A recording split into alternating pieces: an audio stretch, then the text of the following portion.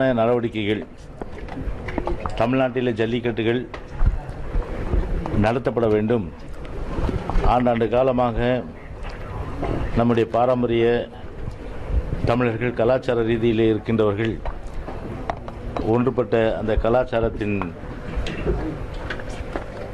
கலாச்சாரம் காரணமாக அந்த ஜல்லிக்கட்டு எந்த விதத்திலும் தடை ஏற்பட்டுவிடக்கூடாது என்கின்ற வகையிலே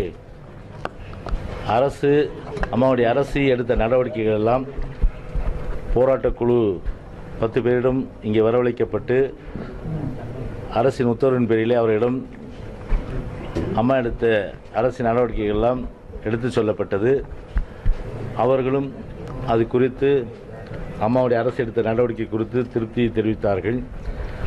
இருப்பினும் அவர்களுடைய வேண்டுகோள் மாண்புமிகு முதலமைச்சர் அவர்கள் நம்முடைய அடையாள சின்னமாக இருக்கின்ற கலாச்சாரத்தின் அடையாள சின்னமாக இருக்கின்ற ஜல்லிக்கட்டு குறித்து ஆதரவு நிலையை தெரிவிக்க வேண்டும் என்ற கருத்தை சொன்னார்கள்.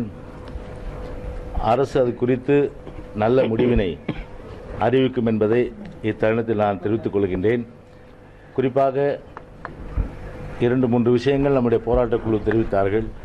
ஒன்று அதில் செக்ஷன் 25, அதாவது 27 குருவல்டி டுவர்ட்ஸ் அனிமல்ஸ், அதாவது காட்சி பட்டியலிலே காளை இருக்கின்றதை அந்த பட்டியலிருந்து நீக்கப்பட வேண்டும். இரண்டாவதாக அவசர சட்டம் கொண்டு வர வேண்டும் என்ற கருத்தை சொன்னார்கள். அதற்கும் நடவடிக்கை நிச்சயமாக அம்மாவுடைய அரசு எடுக்கும் என்பதை தெரிவித்திருக்கின்றோம்.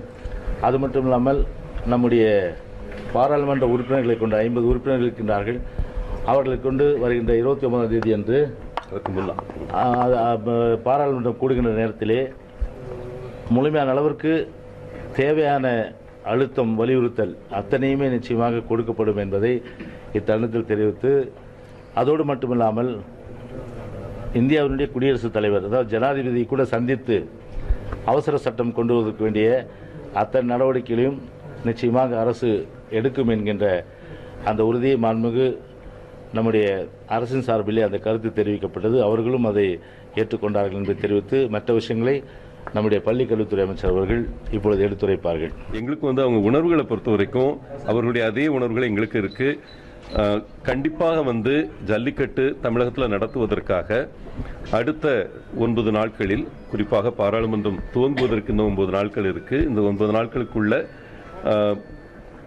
பிரதமர் அளவில் அழுத்தம் தருவது, ஜனாதிபதி அளவில் அழுத்தம் தருவது, அரசாங்க ரீதியாக சீஃப் மினிஸ்டர் இன்னும் ஒரு அறிக்கை தருவேன்னு சொல்லியிருக்கிறாங்க. வெகு விரைவில் அந்த அறிக்கை வந்துவிடும். ஆனால் அறிக்கையில் இருக்கிற சாராம்சங்களை உங்ககிட்ட கமிட் பண்ண சொல்லி தகவல் உடனே முதல்வர் 2 பேரும் நாங்கள் பேசணும். முதல்வர்கிட்ட பேசணும். முதல்வர் வெகு விரைவில் ஒரு முழுமையான அறிக்கை அவர்கள் கொடுக்க போறாங்க. ஆனால் அதில் இருக்கிற கண்டென்ட் இதுதான். கண்டென்ட் என்னன்னா, ஒன்று, ஜல்லிக்கட்டு இங்கே வருவதற்கு தமிழக அரசாங்கம் எல்லா வலிமைகளையும் பிரயோகிக்கும். ஒன்று, எம்பிக்கள் வச்சு பாராளுமன்றத்தில் நம்ம பிரைம் மினிஸ்டர்